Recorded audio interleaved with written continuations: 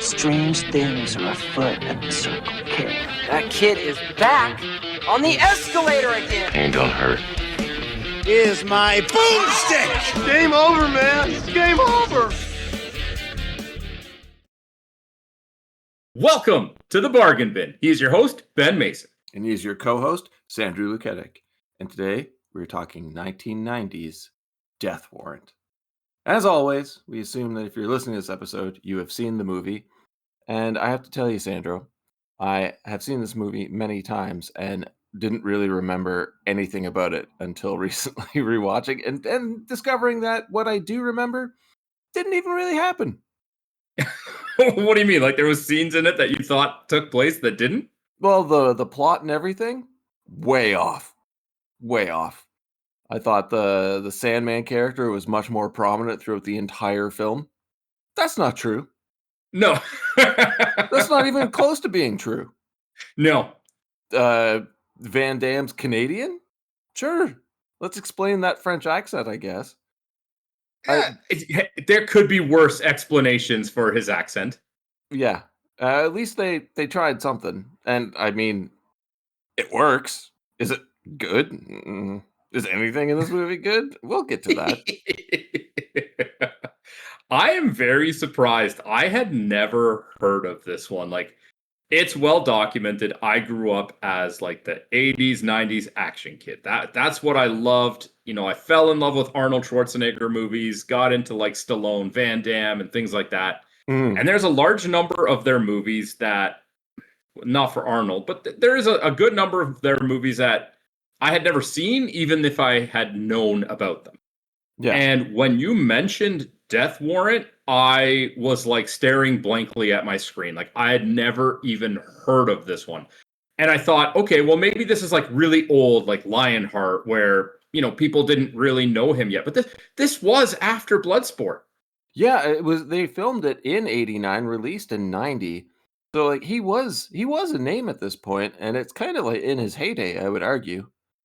Late 80s, early 90s. After that, a couple decent titles here or there, but I'm really surprised you didn't hear about this. But I mean, I'm also surprised that I didn't even know what the plot of the movie was. Yeah, I guess. I had never seen it. I you know, don't have an excuse, I guess. Wait, no, you don't have an excuse. You know what? I don't know. All right. Well, I do have to say, like this, like, while I don't know the director, Deran Sarafian, at all, the writer, this is the first script that David Goyer ever sold. I'm sure you kind of know the name, but you're not sure why. And it's because he wrote movies like Dark City, Blade, Batman Begins, wrote the story for The Dark Knight. But most importantly, he wrote Demonic Toys. And now you're done with the movie. Why you got to do that to me, man? I mean, I love Blade. Yeah, it's great. Batman Begins, awesome. Oh yeah, that was a great one too. Yeah, we'll get to Demonic Toys. No, I already did Candyman, man. I mean, like, no. Although then again, watching Candyman really did help me get over my fear of Candyman. Yeah, because it's an all right film and not really that scary. No, but I saw it when I was like 6, man. That's fine. I saw this when I was 8. That's probably why I don't even remember what the hell the plot is. Like, you think it's something, but it isn't. Well, I watched the movie last week and I don't know what the plot is. Good. Because I watched it again this morning in preparation, and there are some holes that we'll get into that. I'm not even kidding. I did 2 viewings for the movie to review it. And between the 2 viewings, I was like, what exactly was the plot again? Like I right away, I was like, okay, yeah, he goes undercover, he goes to prison, but like, why did he do that again? Yeah, exactly. And why him, of all people? Oh, because they wouldn't recognize him because he's from Canada. Do you just get some low-level cop? Well, no, they would have recognized all of them. I guess they have all of them on record. Yeah, exactly. Yeah. This movie's got issues. Oh, buddy, let's get into it. All right. So, we open up on a rainy night in LA, There's no one around because we know that LA doesn't really have much of a population. But we have RCMP Detective Louis Burke, played by JCVD. He's there to catch his partner's killer. How did he track him to LA? I don't know. Was he killed in LA? Maybe that would make sense, other than why the two RCMP officers were in LA. How is this notorious murderer, the Sandman, easily traveling borders? No one knows. But the cop on the other end of the radio says Burke can't handle this alone. So why didn't they send backup earlier if they know this is what he's doing? They don't have backup. They're very short-staffed, so they have to rely on the RCMP to boost their numbers. Exactly, right? Like, what the hell is going on here from the very beginning? I don't know. And like, cops in LA are too afraid to work when they know the Sandman's out there. Well, the cop says, this is LA, not Canada. We have procedures here. What do they think is going on in Canada? This is the Wild West. Anyway, Burke gets attacked by thugs and beats them all up. Because okay, can we start on how blatantly racist this is already? The entire movie is so horribly racist. It's like, and sexist. If you talk to somebody in the 90s and said, what is the most stereotypical image of a Hispanic person that you can come up with? That's what he was faced with in this movie right off the go. Oh, yeah. He punches one guy in the face, kicks the other one. They're out cold somehow, and the other guy just runs away. And now we go back to what the plot is. With, I have to say, music that seems right out of Predator. So well, you got to set a tone, man. You got to set a tone. It set a tone and didn't follow through with it. But we get our first glimpse of the Sandman. And what do you think of the Sandman? Okay, what the hell is this character? I don't know, but I'm pretty sure he's a supervillain. You need to go further into what happens here so that I can expand on it or rant about it, whatever it comes off as. Okay, but I'll start off with saying that the lighting is great and the music is also great for a scene like this. It's kind of like a cat and mouse thing. But we get the Sandman who just bursts out of nowhere wearing pajamas. I remind you. And he gets shot 5 times before hitting the ground. And that's our intro. So tell me your thoughts on this scene. Not just that he gets shot 5 times. He seems to be continuing to taunt him like he's some sort of super-powered villain that is immune to bullets. Yeah. Like, I don't know if it's now or later, or maybe both, but he comments like, you can't kill me. And it's just like, why not? Yeah, exactly. They never touch on this. And I love how they set up that he dies, but he doesn't. And there's no explanation about this later on. He was shot 5 times. Mm-hmm. He should be dead. And the way he dies at the end of the movie, spoiler, I guess, makes no sense. But it is memorable. Anyway, at least the pajamas make sense because he's a Sandman. You know, he's gonna put you to sleep. I find hilarious. It's terrible. So we cut to 16 months later because that matters. 16 months, and arbitrary. Somehow Sandman is alive, and they didn't catch wind of that in 16 months. Yeah. No, it's like he shot him 5 times and then flew back to Canada, just assuming that everything's all wrapped up. Because there's, they would have just left him there and not done any follow-up whatsoever. If he came from Canada to avenge his partner's death, you think he would at least go to the morgue, which he would have access to as a police officer, to confirm that he is in fact dead. You're supposed to. You were involved in the shooting. No. Which means they didn't do anything. He shot him and then left. And then they address it later that he went after the Sandman, but nobody says anything about any follow-up. Nope. So Burke goes back to LA a year and a half later almost, has a meeting with the Attorney General, Tom Vogler, about going undercover in prison, but he doesn't even know that's why he's there. It's like, I need to ask you something. Please fly to Los Angeles from wherever you are in Canada. And he just says, sure. You're just assuming he flew back to Canada because we have no indication of that. Well, we know he's not in LA anymore because he has to fly back to California, or at least the city of LA. Yeah, that's his commute to work every day. Yeah, that's great. So the assistant warden at a prison has been murdered, and they believe it's linked to a series of prisoner murders. My first instinct is, yeah, probably. We get Amanda Beckett introduced, played by Cynthia Gibb, who will pose as his wife. Now, they've already set this up without asking him. So they're just telling him straight up, this is what we want you to do. Yeah. After this meeting, where he hasn't really confirmed whether or not he's going to do this, he asks Beckett how long she's been working for the Attorney General. And she says, ever since I finished law school, making it sound like it's been quite a while. Do you remember how long it's been since she graduated law school? It was like under a year, right? A year. Yeah. And Burke calls her out on inexperience. And I'm just sitting here thinking, yeah. Rightfully so. You're completely in the right to do that. I forget when it is. I think it's like when they first have their meeting when he's in jail at the window, the booth, whatever. I don't know what that communication section is. And he flat out says to her, he's like, you got to take this more seriously. This is my life. And it's like, yeah, he's the one in jail.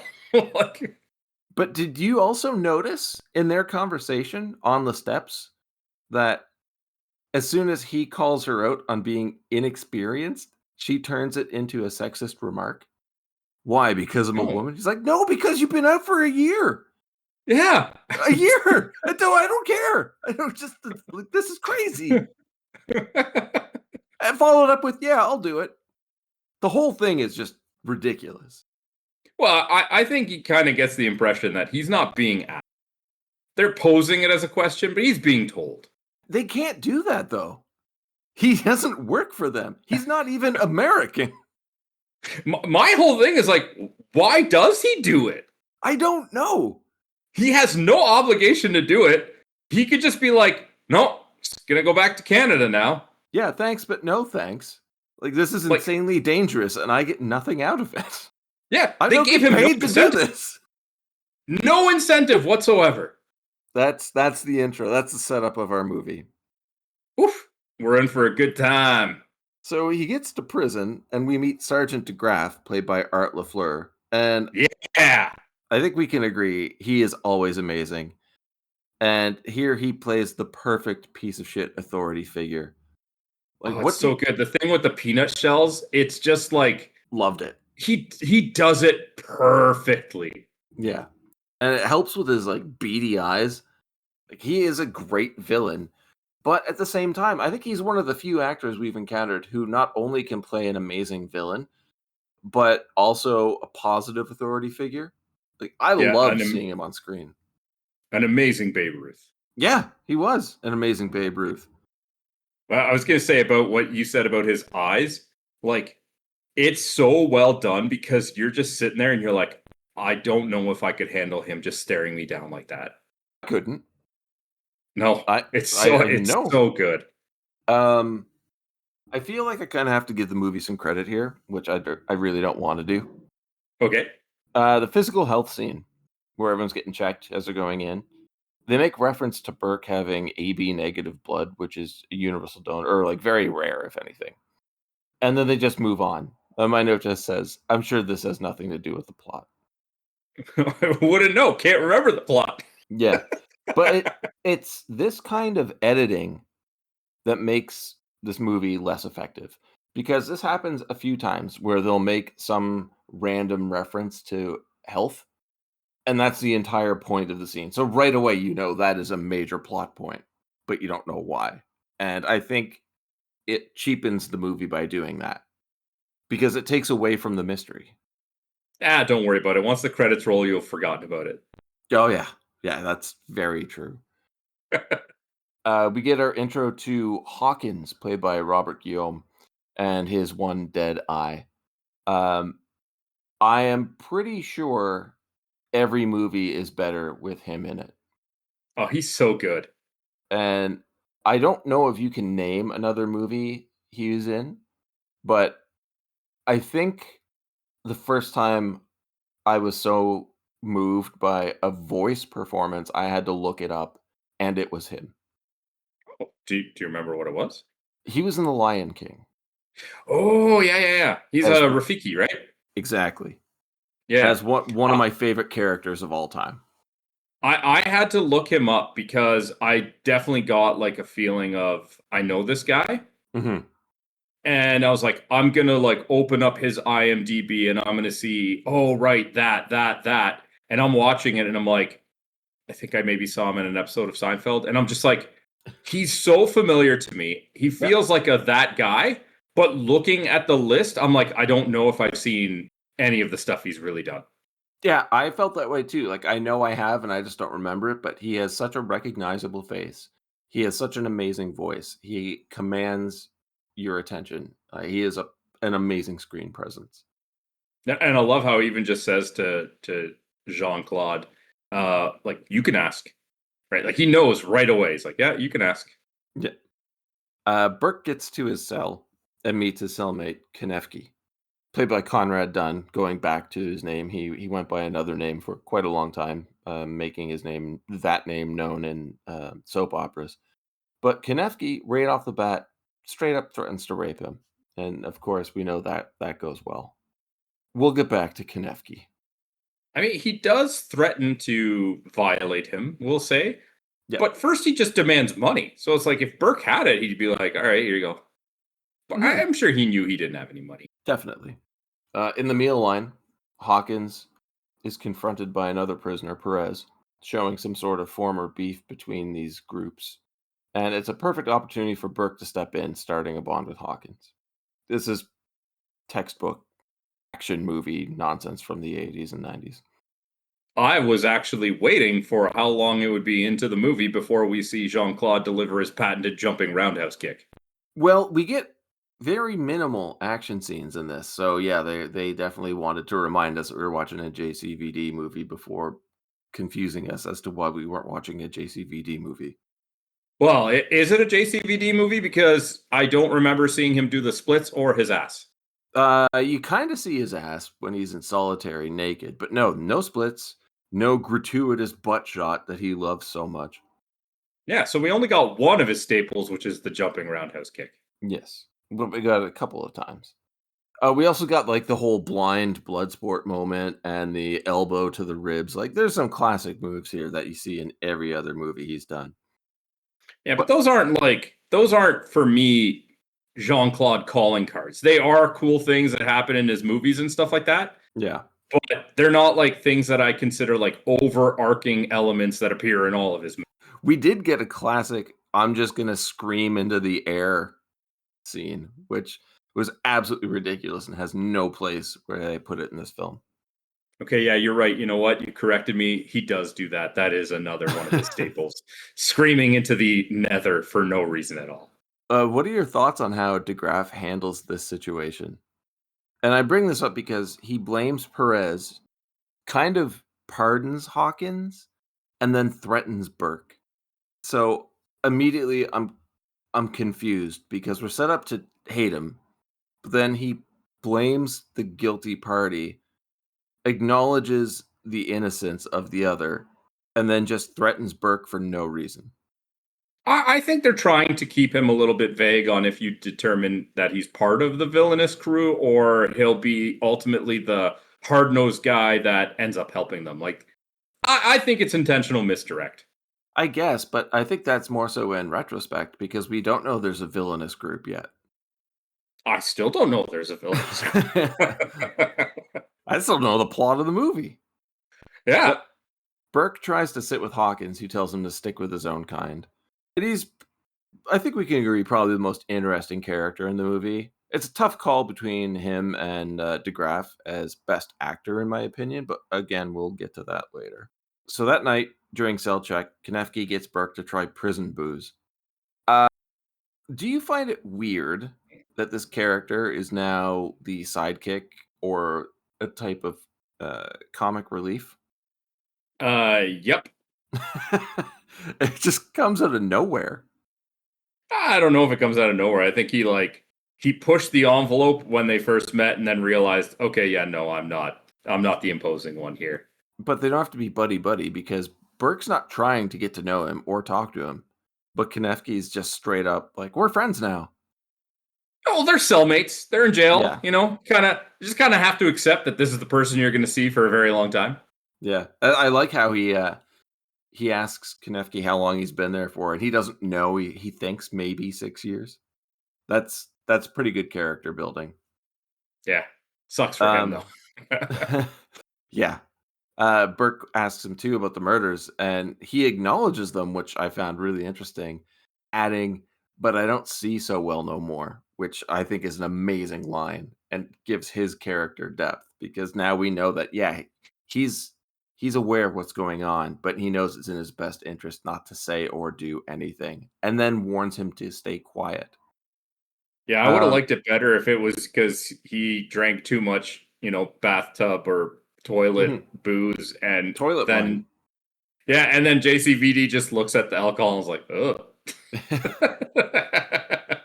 But it's a missed opportunity, Sandro. Like, this is a really good amount of intrigue from somebody that doesn't really make sense. So, like, there is something here to the story. They could have done more with this character and made it that much more important. And I really wish they spent more time on the mystery of this movie. And they keep going to touch on it. And as soon as they start making you more interested, they just abandon it and do something completely stupid. Yep. Yeah, there's very problematic. Yep. Beckett visits Burke, and DeGraff is watching them like a hawk. We learn that the murdered are spiked, as I say, some by wounds in the back of the skull. And Burke just insists that she get him money as soon as possible.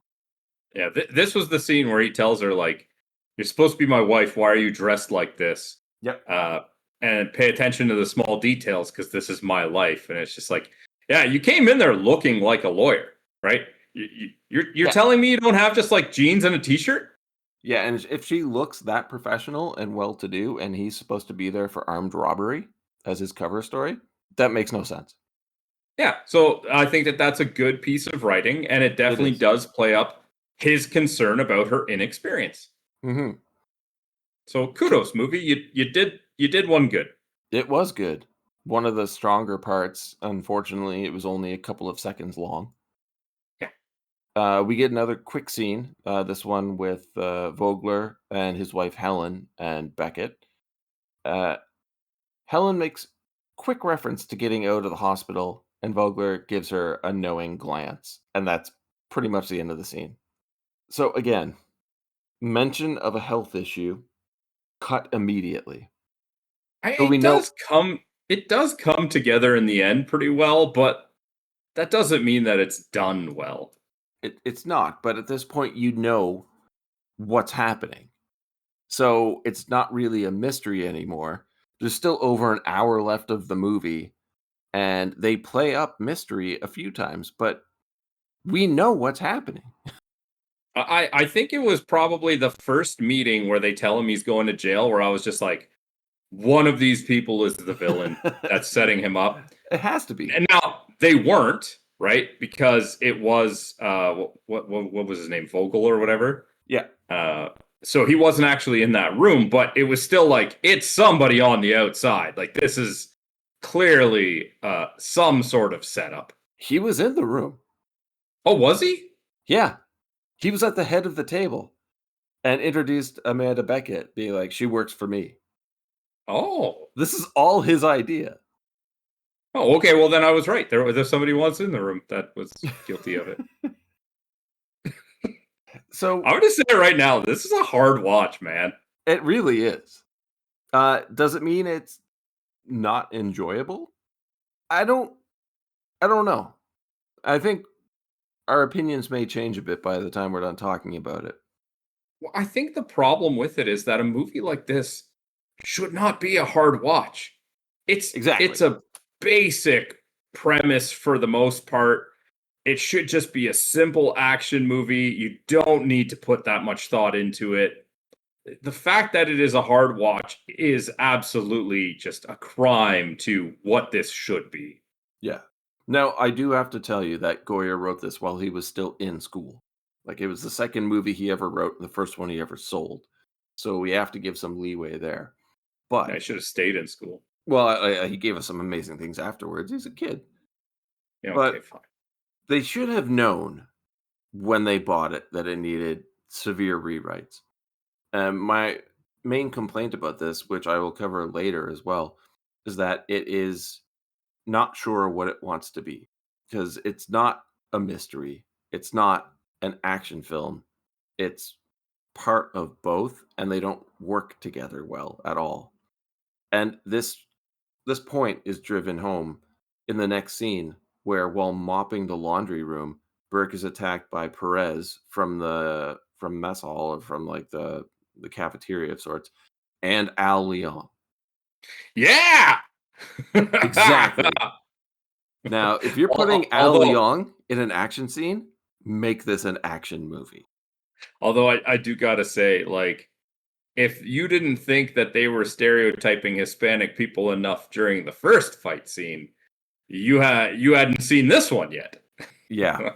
It's Although they make it very clear that in the prison there is like blatant segregation between the races, and it's just like, here's my Hispanic friend and Al Leong.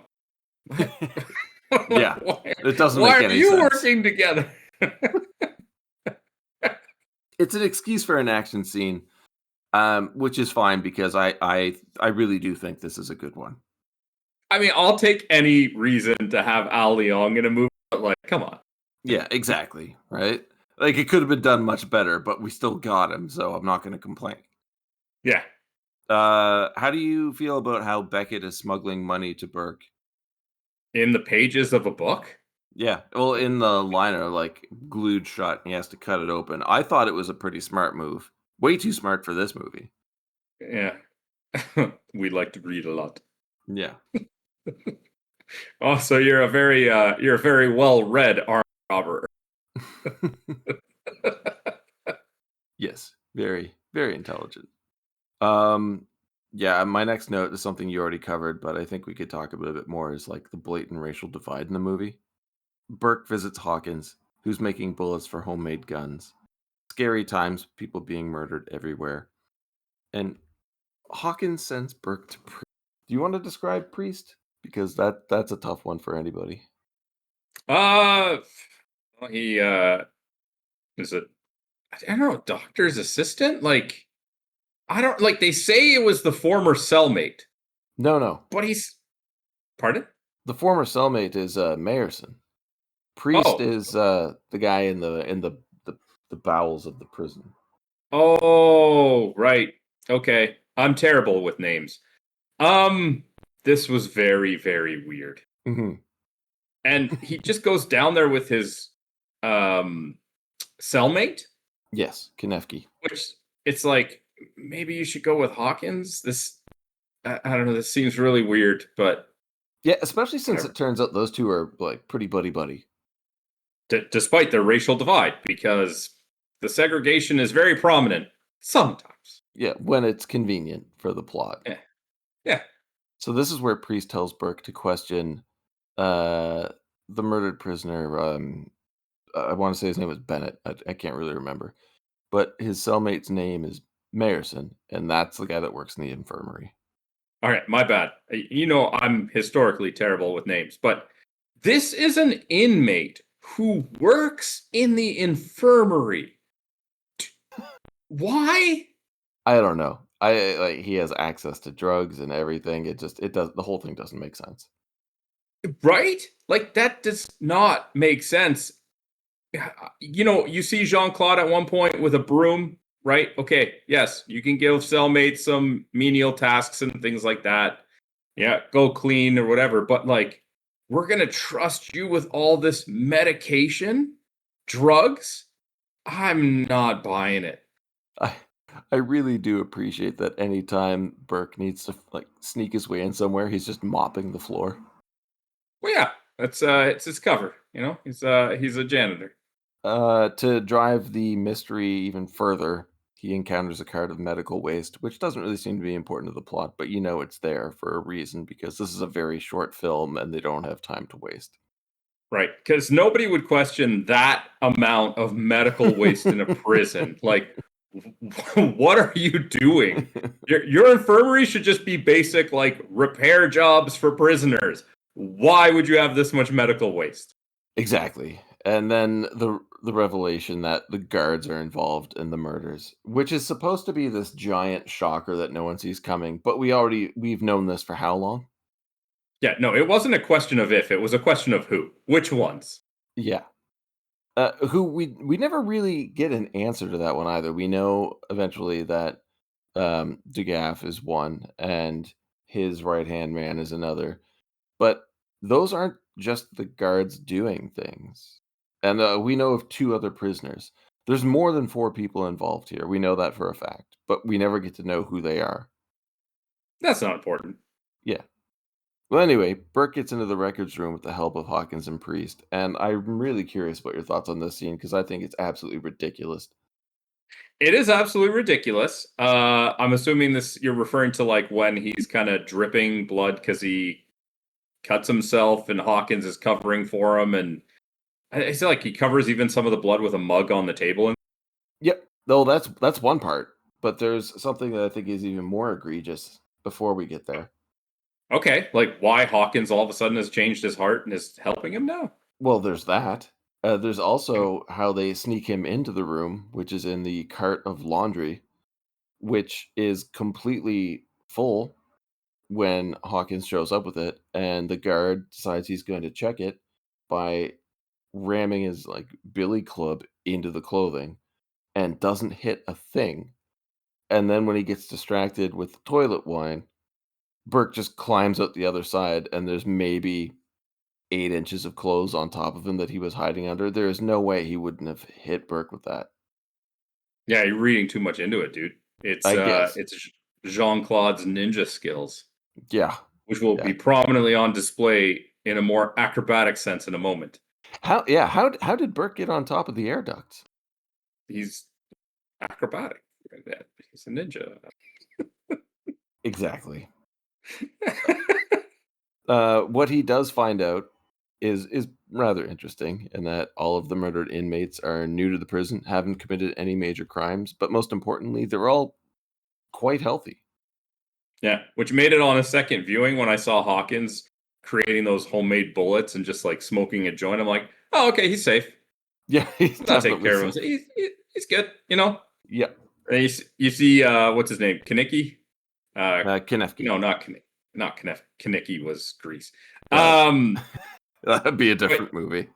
Yes, very, very different movie. But like, he's drinking like the toilet alcohol. It's like, okay, he's not taking care of himself. It's like, all right, these guys are safe. They're safe from being murdered in the prison for, harvesting. They're not safe, but you get what I'm saying? Sure. Burke sets Beckett up with a hacker friend.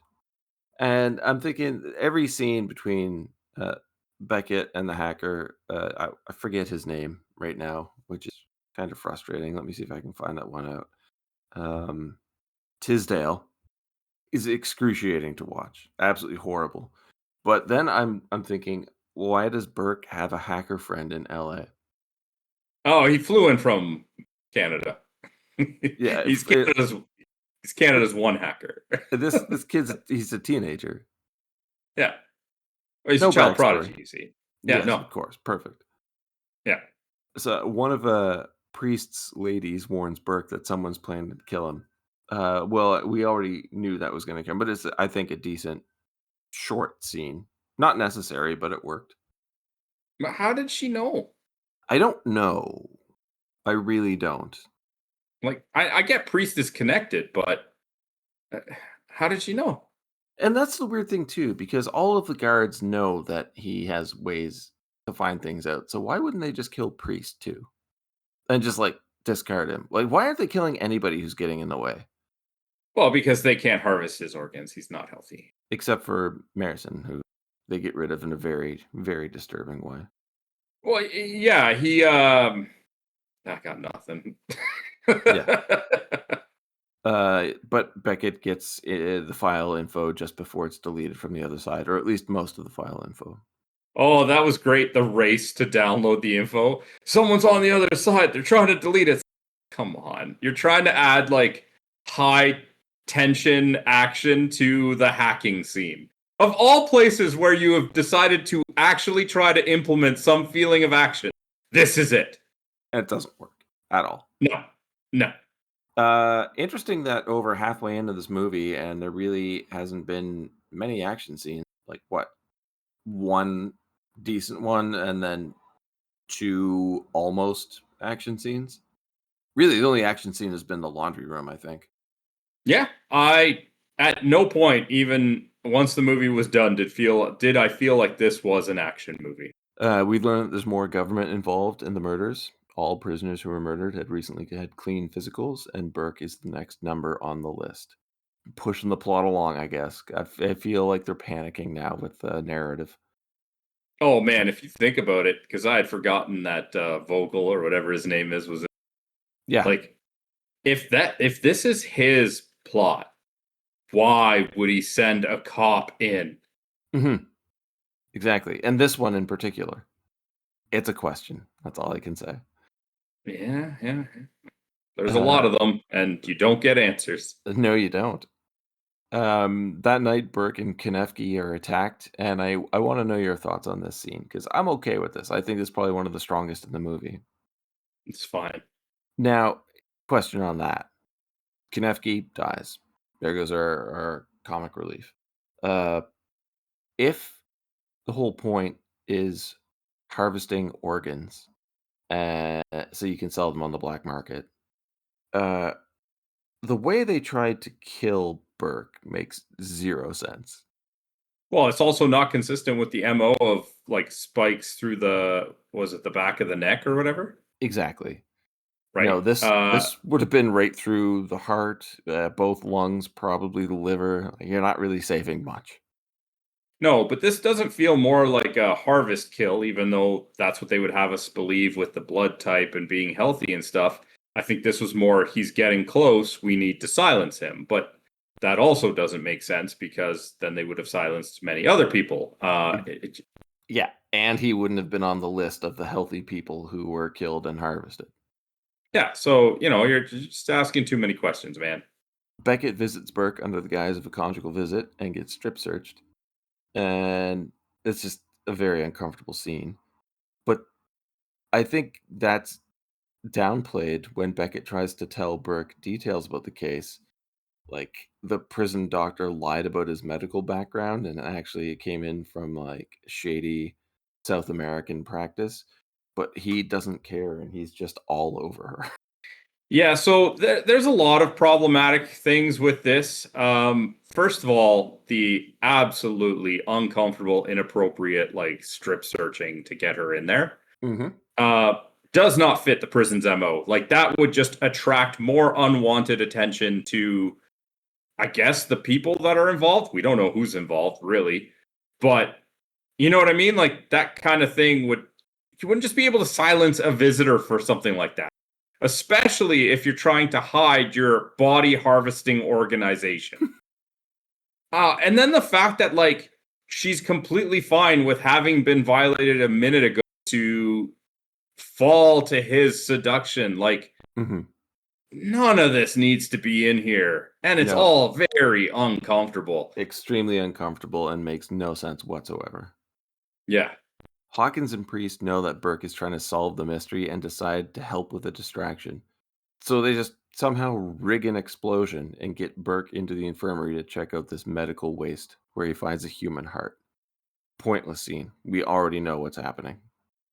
Dude, you could say that about half the scenes in the movie are pointless. I know, and the movie's not even a full hour and a half. You know what you could replace all those pointless scenes with? Fighting. He's in a prison. There's plenty of potential targets. Yep. No. This movie is trying to be much smarter than it is, and it actually hurts the overall narrative. Keep it simple, stupid. And then back in Gen Pop, a new prisoner arrives, and it's the Sandman, Who's a celebrity, a prison celebrity. So exactly, which means everybody knows he's not dead, except Burke, who supposedly killed him. And he sees Burke immediately, notices him. And I have to say, the look on his face, on the Sandman's face, is legitimately terrifying. We have to say, Sure. Patrick Kilpatrick, which is a very unfortunate name, is very good in this movie. Oh, you disagree? Interesting. We'll talk about that one. I'm not saying it's his fault. It's a weak character who's supposed to be incredibly scary. This character is done terribly, and he couldn't have saved it. Nobody could have. Is he an intimidating looking character? Absolutely. Could he play a phenomenal villain in one of these movies? Absolutely. Did they give him anything to work with? No. No. I don't know. I don't know if that's true. Because he's pretty smart at times in this. Like when they drag Burke into the showers and handcuff him and then beat him. Instead of killing him, Sandman decides to out him as a cop to the rest of the prisoners. It's a very interesting move. Yeah, that's a smart move, but it doesn't make up for everything else. And this supposed he acts like he's immortal multiple times. But he's a supervillain. We know this, right? Right? Okay, that would have been better. No, it's completely stupid, and they could have set this up as something amazing and drop the ball, which is a common occurrence in this film.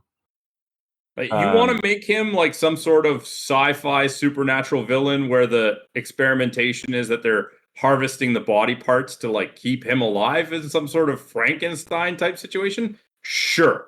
Yeah. But when you're trying to play it straight, this makes no sense. See, that would have been an amazing twist, which I hadn't even really considered. But yeah, if that's how he's stayed alive this entire time, brilliant. But they just hit us with nonsense. Perfect example, interaction between Burke and Hawkins here after he's outed as a cop. Burke admits to Hawkins that he's undercover, and Hawkins asks why he's still there.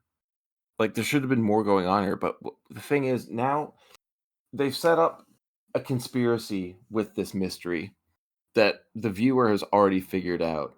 So there's no interest in watching characters figure things out that you already know, because that's not the point. Like, Burke knows, Hawkins knows. Why have the conversation when we figured this out 20, 30 minutes ago? I'm with Hawkins on this. Like, why are you still here? Yeah. You've been outed. Get out of there. Yeah. At a party, Beckett tries to expose the cover-up to Vogler, but Hacker Tisdale informs her that Vogler is in on it. And then we get the whole bullshit story about how his wife needed a liver transplant and couldn't get it. So that's when they started harvesting organs from inmates. And then Vogler had the Sandman transferred to kill Burke. So then it goes back to my original question of why send Burke in the first place if you know it was going to be problematic that you had to transfer this superhuman prisoner there to take care of a problem that you created yourself, and why not just get somebody less capable in the first place? Why address it in the first place? 100%. Like, don't send him in there. Yeah, cool. The best part here is Helen walks in. It just ruins everything. Yeah. It stops him dead in his tracks, too. He's just like, well, I guess there's nothing I can do here. And he's abandoned for the rest of the movie. We never see him again.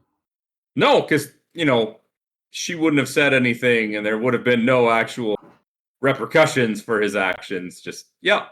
No, there's no comeuppance or anything. No. Burke electrocutes a guard and uses his keys to try to escape. This scene is just stupid. I have nothing more to say about it. Oh, man. All right. Now we're really getting into it. So Sandman releases all of the prisoners, inciting a riot immediately. And this should lead to more fighting. It should. There's an entire prison now after the undercover cop, and you still get barely any action. But DeGraff stops the prisoners from catching Burke. If you want Burke dead, close the door on him. Don't pull him in and then close the door behind him to stop everyone else from getting to him. Especially if you're only going to try and drag him into the office and kill him yourself. There is no logic there. And somehow he's saved by Hawkins and Priest. Which leads us to what I listed as the closet fight. When one of the inmates just explodes through a door and attacks him with a dumbbell. Yep. Thoughts on this one? No. This is not the action I wanted. It's awful. It's just straight up terrible. But it is, we have to remind ourselves, this is 1990. This is action movie standard at the time, I guess. No, there's so much better action movies in 1990. I'm accepting that. All right, well, Hawkins gets shot, convinces the others to go on without him, but Priest doubles back and takes out DeGraff with a shotgun. I feel like this death was wasted, but I don't know how I would have made it better. Do you have any ideas? Well, first of all, I feel like I would make it so that DeGrasse wasn't in on the bad guys. It would serve some motivation for him not letting him just Burke get killed by the inmates. But why? I don't know. I agree. Because this whole movie was set up on a swerve that was ruined in the very opening. So there's so many issues with motivation in this movie that it doesn't make any sense. Yeah, it's a wasted opportunity. That basically this entire movie is a wasted opportunity. Somehow Priest just catches up to Burke, who's been running this entire time, and then is immediately axe murdered by the Sandman. And then finally we get the showdown that they set up in the first act. Did not want this. The Sandman character does not even need to be here. No. Burke should have completed his adventure by fighting with the guards. Yeah. So, like, the big action scene of the movie is something that the movie doesn't even need. I did find it really funny, though, when you've got Van Damme screaming, "Come on," into nothingness, and then just gets a wrench in the face. It's like it's a cartoon. That's a scene from a cartoon. It is a scene from a cartoon, you're right. Then we get the aforementioned "I'm blind" moment from Bloodsport. But he also has no idea where he's going. He's just running up and down stairs at random, jumping around. It's terrible. What's up with the saw, too? I had to ask you that. I don't know. Yeah, I don't know either. I don't even know what the hell it was. I have no further information than you do. So Burke gets thrown over a railing and falls what looks to be about 20 feet to the ground. His shoulder should be destroyed. Yeah, I think he should be unconscious. And then, to make things even weirder, somehow all of the prisoners arrive at once to that immediate location. How do they know they were there? Who knows? And they're not going to do very much. It's just, we're now your audience for this final confrontation. Yeah, it really reminded me of that scene from Ninja Turtles, where everyone's just kind of standing around watching the Shredder talk. The police arrive outside. How? Why? No explanation. And then I just have a note here that says light bulb fight. So dumb. But this is where we get the classic fight moves that we've seen in his other movies. He slow-mo kicks the Sandman into the boiler, which doesn't kill him. And then Burke kicks him backwards and his head gets spiked onto a valve stem. And what are your thoughts on the Sandman's death? Well, let's make sure he's dead first, because apparently he's immortal. He told us as much. You can't kill me. Mm-hmm. But it kind of ironically mirrors the way that the inmates were being killed with a spike in the back of the neck. Mm-hmm. It was almost clever, but just not. And the problem is that everything that preceded it was terrible. Absolutely horrible. Yeah. With the Sandman dead, Burke just walks through the rest of the prisoners because they don't want to kill him anymore. Or they're all super intimidated that he killed the Sandman. Well, yeah, he killed an immortal being. What chance do they have against him? Every chance. And I love how, even though Sandman was just sent in there to get rid of Burke, which was a problem, like you said, they created, yep, somehow finishing off the Sandman stop the operation. That was what they needed to do to stop this prison harvesting operation by killing the guy who was just sent in there to be the muscle. Yeah. The whole thing is insanely stupid. Yes. How the hell did Beckett get there? And why is Tisdale there? Well, I mean, Tisdale was clearly just following Beckett. Yeah. He had to keep shooting I his guess shot. that makes sense. When you air ball, you just keep shooting. So Hawkins is loaded into an ambulance as Burke and Beckett make out. And my next note just says, cue the shitty music and roll credits. That was a sprint to the finish if I've ever seen one. Which is hilarious because the first half of the movie was taking its time to do anything. Anything. No, it's...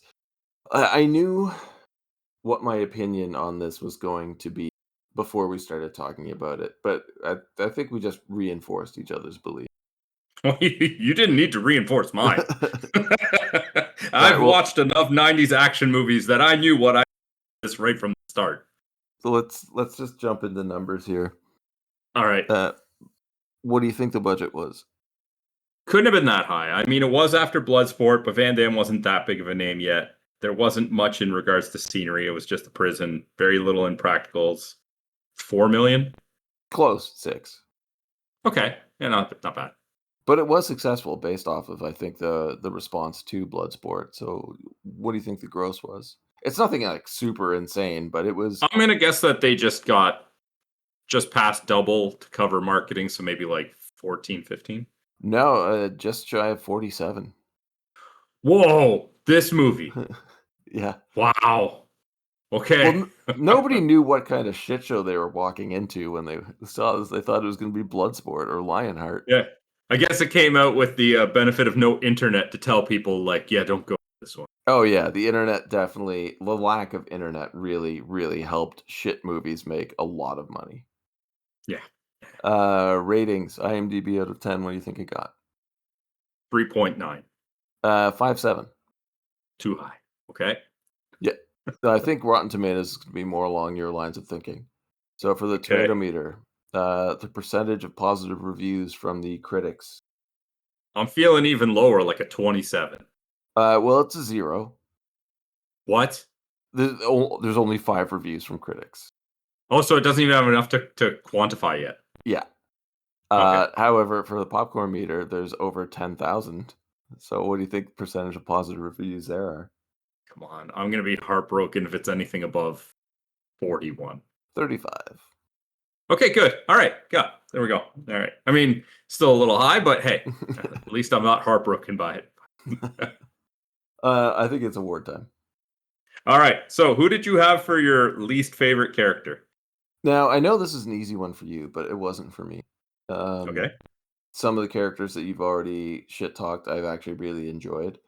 And even the ones I didn't really enjoy, they weren't bad. So I went with Sergeant DeGraff, Art Lafleur. And I think his acting was great, but I picked him for this because it was such a waste of a character. I really felt like he should have been a much larger part of the story, at least have a larger impact. And it was just a complete waste. So it was just you disappointing. can't cast Art Lafleur in your movie and not use him better, or at least more. Yeah. Yourself? I think you know that it is Patrick Kilpatrick as the Sandman, and I don't say that to put Patrick down. He did fine, but as I very clearly alluded to when we talked about it earlier, he was given nothing to work with. Like, this is a super villain from a sci-fi movie trying to do something within this film that just has no idea about motivations, or just answering the question why in regards to anything. Much like the character, the actor was set up to fail. Yeah.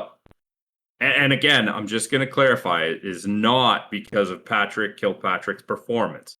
I don't think anybody could have saved this role. What about favorite character then? Oh, I think that was, for me, very, very easy. It was like almost first time I saw him, I was like, it's Hawkins. So, and don't make me pronounce his last name, Robert Guillaume. G. Yeah. Robert G. Bobby He's G. just so great. He has a presence on camera. He has an amazing cadence when he's being straight faced. He can give you a little bit of like levity with a few smiles. He just does it all, and he really deserved better than this movie. Oh, he can give you 5 minutes of dialogue's worth of information in a look. Like it's phenomenal. Yeah, he's mine too. It's impossible not to like him. He's the strongest part of the film. Yeah. So, like I said, pretty easy choice there. Yeah. All right. So, what did you have for your favorite or most memorable line? It will always be the Sandman at the end with the whole "You can't kill me, Burke. I'm the Sandman." Especially with the maniacal laughter afterwards. That stuck with me since 1990. Is it the best? Debatable. Is it the most memorable for me? Definitely. You? Yeah, so I actually wrote it down, quote, word for word. It's "I'm the Sandman, you can't kill me," but it is absolutely not my favorite, and is entirely based on the fact of why can't he kill you? Did you write that from the beginning? Because I wrote it verbatim from the end. It's probably from the beginning because Okay. he said it. He said it in the beginning part after being shot. I don't know how many times. Somewhere being shot under the 5 times. He says, "I'm the Sandman, you can't kill me," and then Yes. continues to get shot. And it's just like, this is the worst line because why? Why would he say that as he's being shot in the chest multiple times? Maybe he knew something we didn't know and was going to recover in 16 months. Yep, seems to be the case. Yeah. Memorable scene? So I had actually written down the thrown wrench in slow motion after Van Damme screens into the nether. It's pretty funny. It's so ridiculous. Like, it doesn't feel like it belongs in this movie because it is comical. Like, it would be if, like, Scary Movie did an action movie parody. This is the get where he screams like he's going to get all intense and things are going to start going in his favor. And then in slow motion, you watch a wrench clock him in the head. Yeah, it's. I think it's the funniest scene in the movie. That's for sure. Like, second best wrench behind No Holds Barred. I'm gonna have to go with the Sandman's death because I remember that more than anything from this film from the very first time I saw it. Really? Now- Because I even remember him getting kicked into, like, the furnace more than the spike. Oh, really? Yeah. Maybe See, I it's don't- because he came out of the furnace all crispy after. I don't even remember him getting kicked into the furnace until I watched it again recently. Yeah. My memory of this movie is that he was behind all of the killings in the first place. I don't know why I thought that. Probably because the plot ends when he gets killed, even though he had nothing to do with it. I don't know. I'm just telling you what I thought. I was 8. Leave me alone. All right. All right, so that's the awards. I guess all that's left is final thoughts on Death Warrant. Yeah, I don't know. It's not at all what I remembered. And I remember it being entertaining and what's that word? Good. Like I like the mystery, but it could have been handled way better. Decent acting all around. I couldn't really complain about that. It's a hard recommend simply based off the feeling the movie didn't really know what it wanted to be. Because while the mystery's there, that falls flat. The action scenes when they're presented they're okay. Like there's nothing great about it. It's fine, I guess. The movie's just fine. That's it. It should have been better and it wasn't. So it's just sad. You? All right, so keep in mind, I say this as someone who's seen both Double Impact and Double Team. This is the worst Jean-Claude Van Damme movie I've ever seen. And I never want to see it again, and I never want to hear its name again. This movie is absolute nonsense, and it should not be. You actually think it's the worst? Yep, Have you not seen The Quest? I have not. Okay, well, I'll remember that one. Yeah, it's bad. It's just bad. I think the issue with this movie, and it's probably the most egregious one, is that it's not bad enough to be comical and enjoyable in the sense that you rip it apart. It's this very unfortunate middle ground where it's just bad. Full stop. Not good. Yeah, we've said it many times before in the past with other movies like, hey, this was not a good movie, but it was a fun movie. I enjoyed it. This is just a bad movie, and there's nothing to redeem it. A couple of good actors in it, but all you end up feeling is sorry that they were in this, as opposed to anything else. Yeah, it was pretty embarrassing. Yeah. I was right. It just reinforced my original. All right. So that's our thoughts on Death Warrant. If you'd like to share your thoughts, you can hit us up on social media. We are on Twitter at BSPargument, Facebook.com/BSPargument, and of course, the comment section on the YouTube videos. Ben. Yeah. Next week, we are doing a pick that was given to me, as opposed to me picking one myself, from one of my daughter's friends' parents. Oh, God. Are you ready to find out what we're watching? What are we watching? We are watching 1993's Surf Ninjas. Oh, God.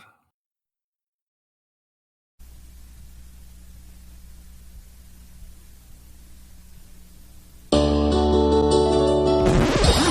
New Line Cinema presents an awesome, ripping, totally stoked Get on with it. new movie, Surf Ninjas. It's the story of these kids who get booted from their country by this evil dude. That was then. Now they're growing up in L.A. But I surf! And their life's one major vacation. Just got a waxy old man-to-wave friction-reducing vehicle. Surfboard. But some gnarly ninjas give them a blast from their past. Those boys die tonight. So they gotta split with their one-eyed guru. Your Highnesses. Huh? And go back and save their country. Which is cool, because they meet this mystery babe. You want to go to the mall sometime? And like one dude gets these superpowers. One can see the future in his Sega game. And one, well, one's a geek. There's dynamite here. We'll throw it at him. I got one. 1, 2, dudes. And now they gotta fight the righteous fight. And basically kick some. You gotta see Ernie Reyes Jr. Rob Schneider. He can get a job as a sushi chef, no problem. Wild Thing Tone Loc. Brothers don't surf. And Leslie Nielsen as Colonel Chi. In a film by Neil Israel. Surf Ninjas. I love the part when I was like, ah! Sorry.